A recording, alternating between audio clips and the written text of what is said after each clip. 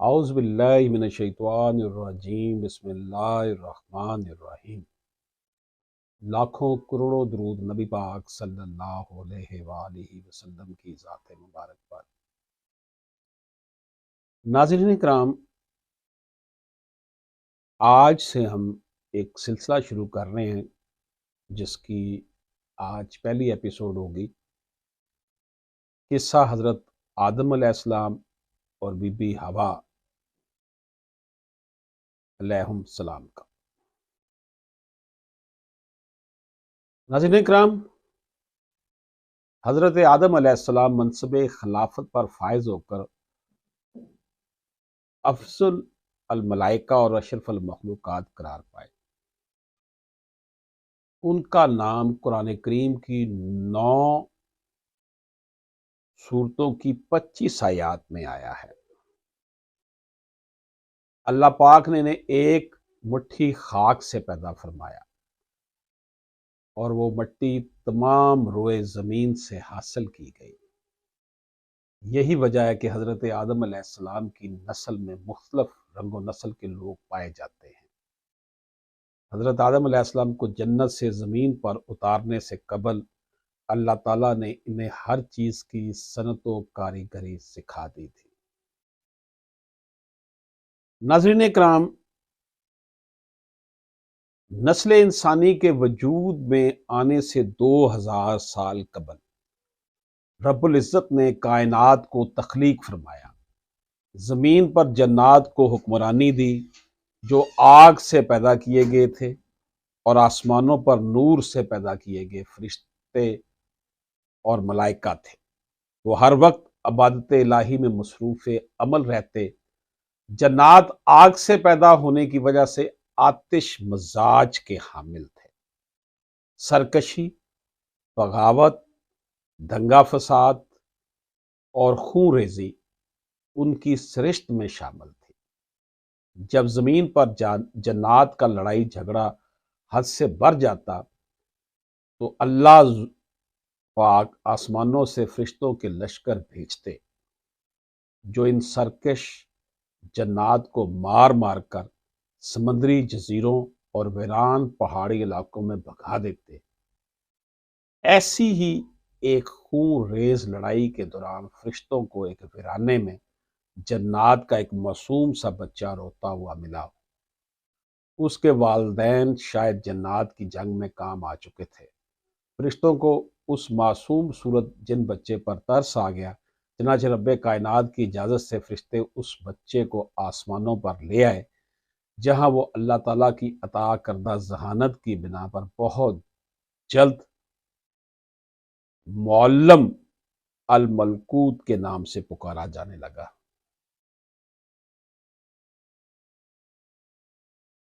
سعید بن مسیب رحمت اللہ علیہ فرماتے ہیں کہ یہ آسمان دنیا میں فرشتوں کا سردار تھا۔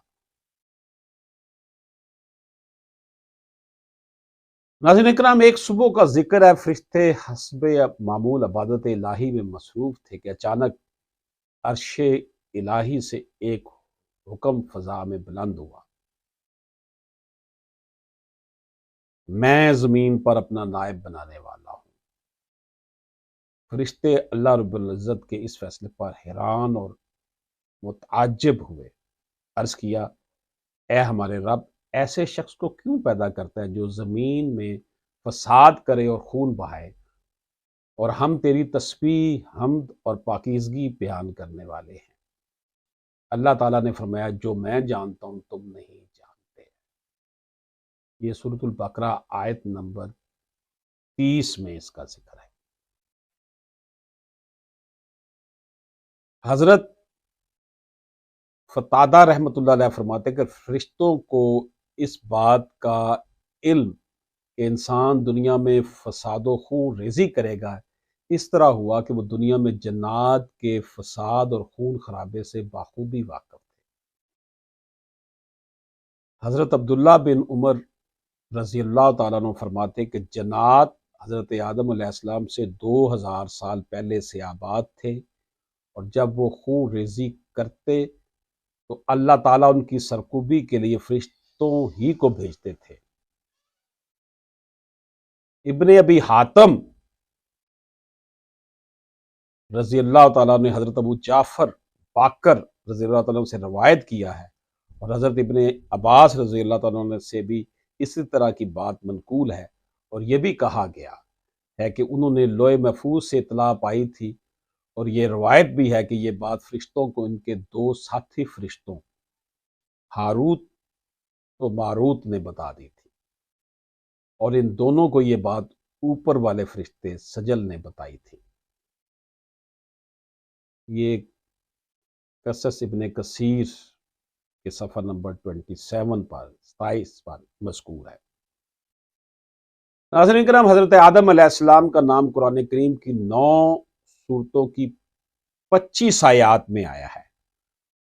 سورۃ البقرہ میں 5 جگہ، سورۃ آل عمران کی 2 آیات میں، سورۃ المائدہ کی 1 آیت میں، سورۃ الاعراف کی 7 آیات میں، سورہ الاسراء کی 2 آیات میں، سورۃ القف اور سورۃ مریم میں 1 جگہ، سورۃ طٰہٰ میں 5 مقامات پر، سورۃ یاسین میں 1 جگہ، سورۃ بقرہ، سورۃ الاعراف، سورۃ الاسراء، سورۃ قاف، سورۃ طٰہٰ میں نام اور صفات دونوں کے ساتھ، اور سورہ حجر میں فقط صفات کے ساتھ ذکر کیا گیا ہے، جبکہ سورہ آل عمران، سورہ مائدہ، سورہ مریم، سورہ یاسین میں ضمنی طور پر نام لیا گیا ہے۔ ناظرین اکرام، حضرت ابو موسیٰ اشعری سے روایت ہے، حضرت ابو موسیٰ اشعری رضی اللہ تعالیٰ عنہ سے روایت ہے کہ نبی کریم صلی اللہ علیہ وآلہ وسلم نے ارشاد فرمایا، اللہ تعالیٰ نے حضرت آدم علیہ السلام کو ایک مٹھی خاک سے پیدا فرمایا، اور یہ مٹی تمام روئے زمین سے حاصل کی گئی تھی۔ یہی وجہ ہے کہ حضرت آدم علیہ السلام کی نسل میں مختلف رنگ و نسل کے لوگ پائے جاتے ہیں۔ یہ جامعہ ترمذی کی حدیث نمبر 2955 میں مذکور ہے۔ قرآن کریم میں ارشاد ربانی ہے، سورۃ حجر آیت 26، اور ہم نے انسانوں کو کھنکھناتے سڑے ہوئے گارے سے پیدا کیا۔ قرآن کریم میں ایک اور جگہ اللہ تعالیٰ کا فرمان ہے، سورہ رحمان آیت نمبر 14، اسی نے انسان کو ٹھیکرے کی طرح کھنکھناتی مٹی سے بنایا۔ قرآن کریم میں آگے بیان ہے کہ اللہ تعالیٰ نے حضرت آدم علیہ السلام کو تمام چیزوں کے نام سکھا کر ان چیزوں کو فرشتوں کے سامنے پیش کیا اور فرمایا، اگر تم سچے ہو تو ان چیزوں کے نام بتاؤ۔ ان سب نے کہا، اللہ تیری ذات پاک ہے، ہمیں تو صرف اتنا علم ہے جتنا تو نے ہمیں سکھا رکھا ہے، پورے علم و حکمت والا تو صرف تو ہی ہے۔ اللہ تعالیٰ نے حضرت آدم علیہ السلام سے فرمایا، تم ان کے نام بتا دو۔ جب انہوں نے نام بتا دیے تو اللہ تعالیٰ نے فرمایا، کیا میں نے تمہیں پہلے ہی نہیں کہا تھا کہ زمین اور آسمانوں کا غیب میں ہی جانتا ہوں، اور میرے علم میں ہی ہے جو تم ظاہر کر رہے ہو اور جو تم چھپاتے ہو۔ یہ سورۃ البقرہ میں آیت نمبر 31 سے لے کر 33 میں مذکور ہے۔ حضرت آدم علیہ السلام نے وہ سب کچھ بیان کر دیا جو فرشتے بیان نہ کر سکے۔ اسی طرح اللہ تعالیٰ نے ایک تو فرشتوں پر حکمت تخلیق آدم علیہ السلام واضح کر دی، دوسرے دنیا کا نظام چلانے کے لیے علم کی اہمیت و فضیلت بیان فرما دی۔ جب علم کی اہمیت فرشتوں پر واضح ہوئی تو انہوں نے علم و فہم سے متعلق اپنی لا علمی کا اعتراف کر لیا۔ فرشتوں کے اس اعتراف سے بھی واضح ہوا کہ عالم غیب صرف اللہ رب العالمین کی ذات ہے، یعنی عالم الغیب جو ہے وہ میرا رب ہے۔ اللہ کے برگزیدہ بندوں کو بھی اتنا ہی علم ہوتا ہے جتنا اللہ تعالیٰ انہیں عطا فرماتا ہے۔ ناظرین اکرام، فرشتوں کو حکم ہوا کہ تم آدم کے سامنے سر بسجود ہو جاؤ، یعنی آدم کو سجدہ کرو۔ فوراً تمام فرشتوں نے حکم کی تعمیل کی، مگر شیطان نے غرور اور تکبر کے ساتھ انکار کر دیا اور وہ کافروں میں سے ہو گیا۔ یہ سورۃ البقرہ آیت نمبر 34 میں اس کا ذکر ہے۔ اللہ تعالیٰ نے ابلیس سے فرمایا، جب میں نے تجھے حکم دیا تھا تو کس چیز نے تجھے سجدے سے باز رکھا؟ اس نے کہا میں اس سے افضل ہوں، تو نے مجھے آگ سے پیدا کیا ہے اور اسے خاک سے۔ اللہ تعالیٰ فرماتا ہے تو بحیثیت سے اتر جا، تجھے حق نہیں کہ تو یہاں رہ کر غرور کرے، پس نکل جا، بے شک تو ذلیلوں میں سے ہے۔ اس نے کہا مجھے اس دن تک مہلت عطا فرمائے جس دن قیامت آئے گی۔ اللہ تعالیٰ نے فرمایا جا، تجھے مہلت دی جاتی ہے۔ پھر شیطان نے کہا مجھے تو نے ملعون کیا ہی ہے، میں بھی تیرے سیدھے رستے پر ان کو گمراہ کرنے کے لیے بیٹھوں گا، پھر ان پر حملہ کروں گا، اور ان کے آگے سے بھی اور ان کے پیچھے سے بھی اور ان کے دائیں سے بھی اور ان کے بائیں سے بھی۔ یعنی کہ یہ شیطان نے اپنا جو گفتگو تھی رب سے، اس میں وہ کہہ رہا ہے کہ میں جو تم نے انسان پیدا کیے ان کو گمراہ کروں گا، اور تو ان میں سے اکثر کو شکر گزار نہیں پائے گا، یہ شیطان کہہ رہا ہے۔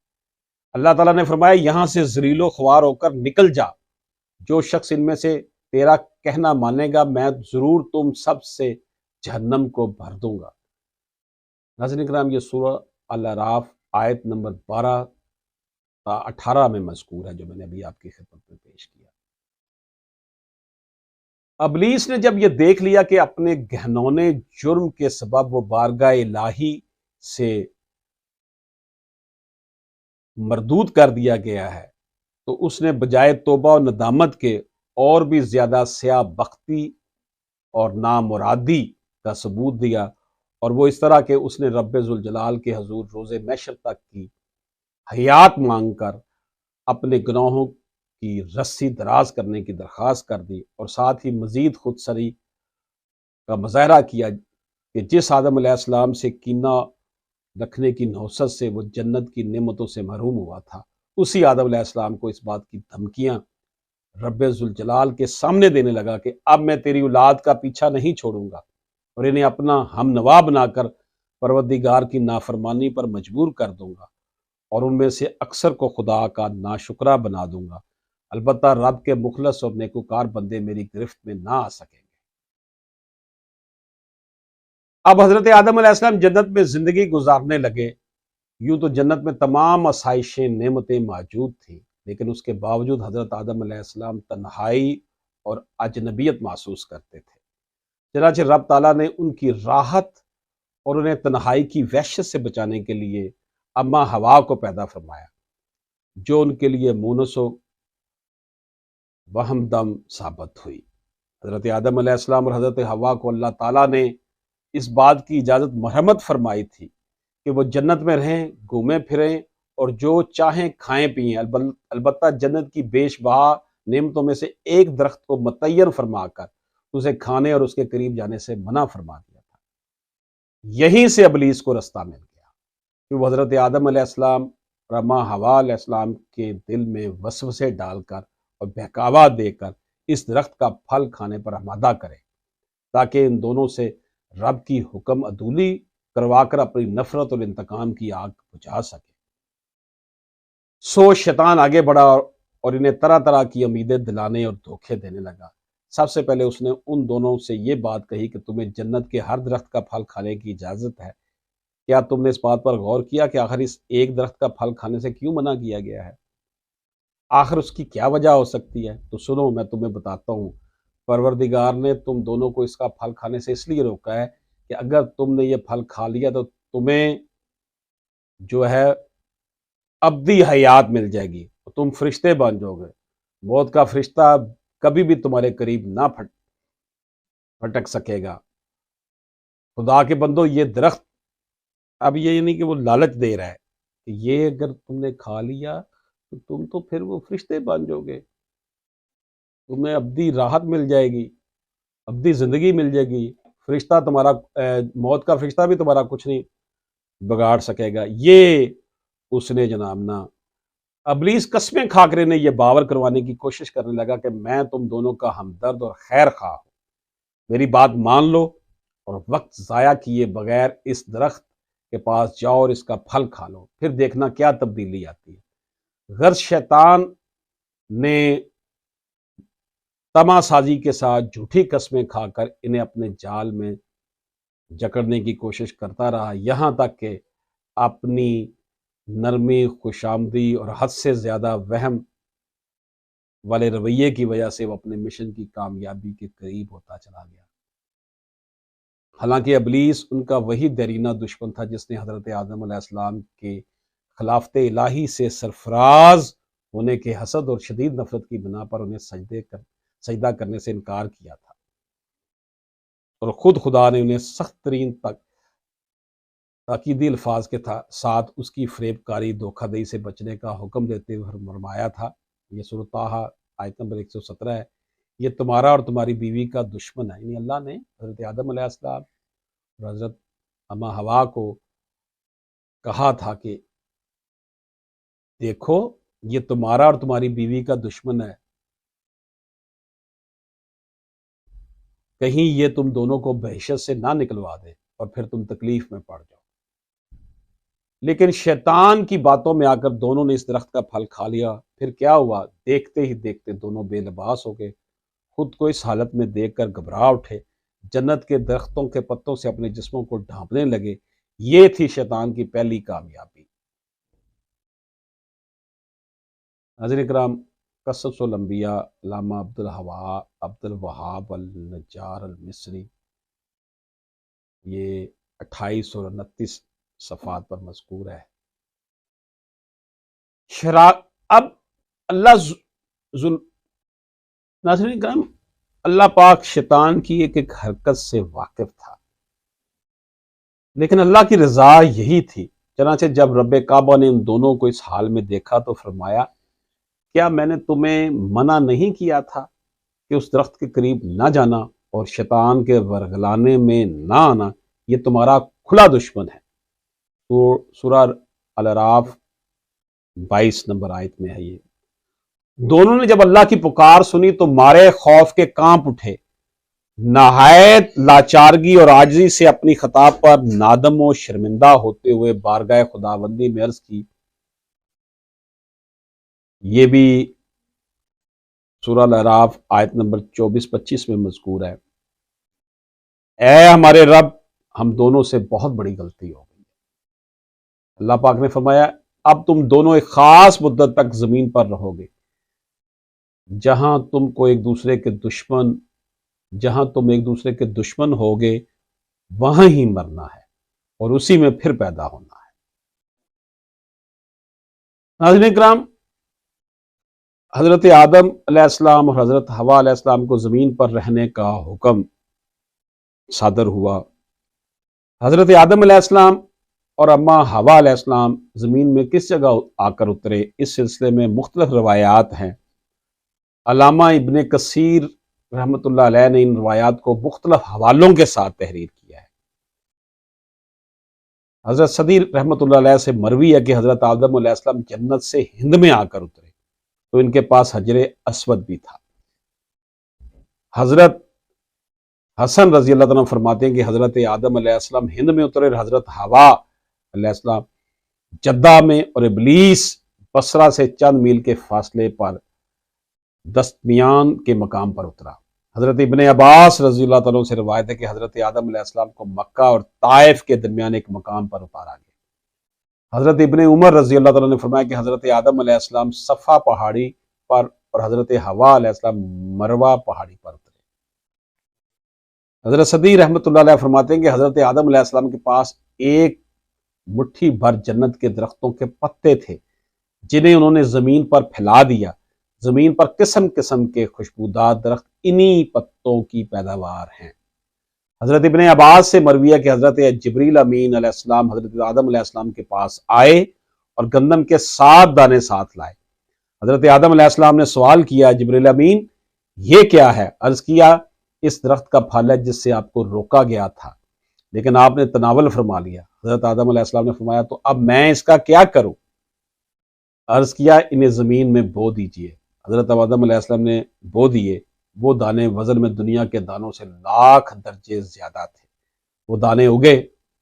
हज़रत आदम अलैहिस्सलाम ने फसल काटी, फिर दानों को भूसी से जुदा करके सफाई की, اسے پیس کر آٹا گوندا اور روٹی پکائی، اس طرح محنت و مشقت کے بعد اسے تناول فرمایا۔ حضرت آدم علیہ السلام کا پہلا لباس بھیڑ کی اون کا تھا۔ حضرت جبریل علیہ السلام کی رہنمائی میں دونوں نے پہلے اون کاٹا، پھر اسے چرخے پر کاتا، پھر حضرت آدم علیہ السلام نے اس سے اپنے لیے ایک جبہ اور اماں ہوا کے لیے ایک لمبی قمیض اور اوڑھنی تیار کی۔ ناظرین کرام، یہ قصص ابن کثیر کے صفحہ نمبر 64 میں مذکور ہے۔ آج کی ہماری یہ پہلی قسط تھی اس حوالے سے، جس میں ہم نے حضرت آدم علیہ السلام کے نزول کے حوالے سے بات کی، اور انشاءاللہ تعالی اب نیکسٹ جو ہماری ایپیسوڈ ہوگی اس میں بات کریں گے۔ اجازت دیجیے، اللہ حافظ۔